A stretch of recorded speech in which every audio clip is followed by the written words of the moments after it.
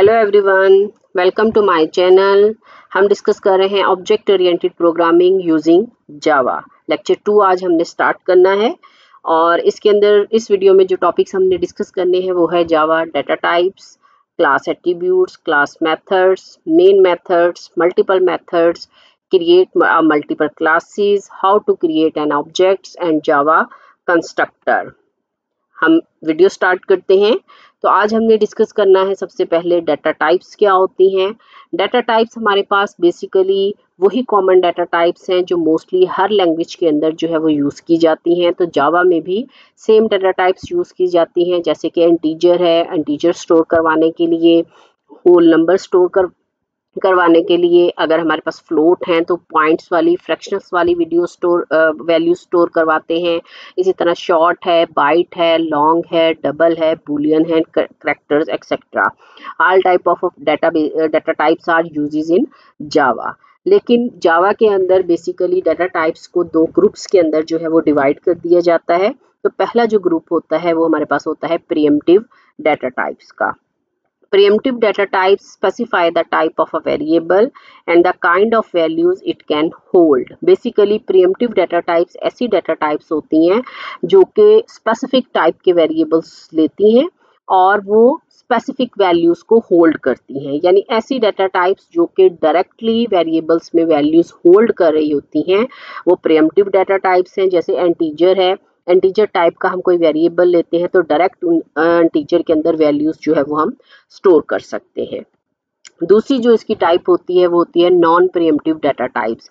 Non primitive data types are called reference types because they refer to objects. Non primitive data types ऐसी data types होती हैं जो कि basically reference type data types कहलाती हैं, क्योंकि ये डायरेक्ट वैल्यू को स्टोर नहीं करती। इनके अंदर वैल्यू स्टोर करवाने के लिए ऑब्जेक्ट्स की ज़रूरत पड़ती है। Non primitive types are created by the programmers. Mostly programmers जो हैं वो अपनी नीड के accordingly non primitive data types को यूज़ करते हैं। जैसे स्ट्रिंग डाटा टाइप है, अगर स्ट्रिंग स्टोर करवानी है तो उसके लिए ऑब्जेक्ट क्रिएट किया जाता है। एरे स्टोर करवानी है तो एरे के अंदर एलिमेंट स्टोर करवाने के लिए पहले एरे के लिए ऑब्जेक्ट क्रिएट किया जाता है। इसी तरह क्लासेस हैं तो हमें ऐसी डाटा टाइप्स के लिए पहले ऑब्जेक्ट क्रिएट करना पड़ता है, देन उनके अंदर वैल्यू जो है वो स्टोर करवाई जाती है।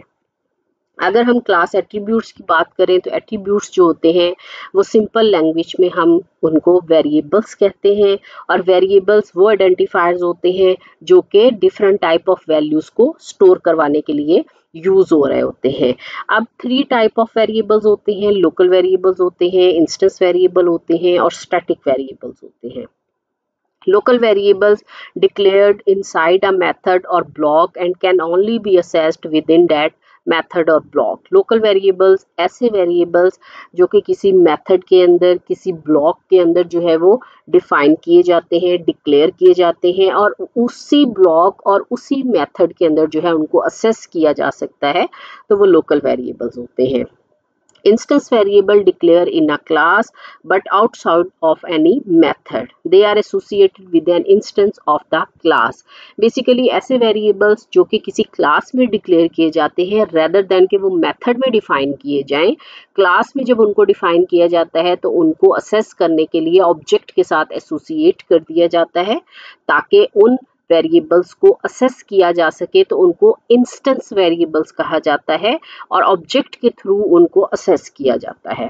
Static variables declare as static and are shared among all instance of a class. Basically ऐसे वेरिएबल्स जिनके साथ हम स्टैटिक कीवर्ड यूज़ करते हैं, इसका मतलब है कि उस क्लास के लिए जितने भी इंस्टेंस बनाए जाते हैं, जितने भी ऑब्जेक्ट्स बनाए जाते हैं, उन सब के लिए वो वेरिएबल्स जो हैं असेसेबल होते हैं। अगर हम मेथड्स की बात करें तो method is a block of code which only runs when it is called. Method एक पीस ऑफ कोड होता है, एक ब्लॉक होता है जो कि पीस ऑफ कोड लिखने के लिए यूज़ किया जाता है, जो इंडिपेंडेंट होता है और जब तक हम उसको कॉल नहीं करते वो मेथड जो है वो एग्जीक्यूट नहीं होता, वो रन नहीं होता।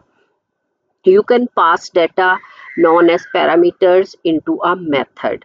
मेथड में जब डाटा पास किया जाता है तो हम डाटा पास करने के लिए बेसिकली पैरामीटर्स को यूज़ करते हैं, जो कि मेथड में डाटा पास करने के लिए यूज़ होता है। Methods are used to perform certain actions and they are also known as functions. Methods जो हैं वो specific actions perform करते हैं, कोई implementations perform करने के लिए बनाए जाते हैं, और इन methods को हम sometime functions भी call करते हैं।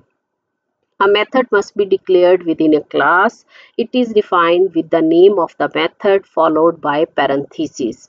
Methods जो हैं method जो हैं वो basically class के अंदर define किए जाते हैं, और method को define करने के लिए specific जो है वो नेम रखा जाता है, उनके लिए नेम यूज़ किया जाता है, और नेम के साथ जो है वो पैरेंथेसिस यूज़ किए जाते हैं।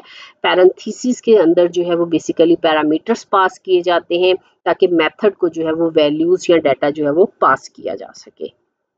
अगर हम इसके बेसिक स्ट्रक्चर की तरफ आएँ तो जो ऊप का बेसिक स्ट्रक्चर होता है वो देखते हैं हम कि हमने इंस्टेंस वेरिएबल कहाँ डिफाइन करने होते हैं, मेथड्स कहाँ डिफाइन करने होते हैं, और फिर हमने अगर कॉलिंग करनी है तो वो कहाँ पे करनी होती है। तो public is a assess modifier, जो कि सिर्फ ये बताता है कि आपने जहाँ पे पब्लिक कीवर्ड यूज़ किया है उसकी बेसिकली स्कोप कहाँ तक है। अगर यहाँ पे क्लास के साथ पब्लिक कीवर्ड यूज़ किया गया है तो इसका मतलब है कि ये क्लास जो है पब्लिकली आप किसी भी पैकेज के अंदर या किसी भी दूसरी क्लास के अंदर असेस कर सकते हैं। क्लास नेम, देन इसके साथ एक क्लास नेम लिखा जाता है। ये क्लास नेम जो है एक आइडेंटिफायर होता है, ये हम अकॉर्डिंग टू क्लास जो है वो स्पेसिफाई करते हैं।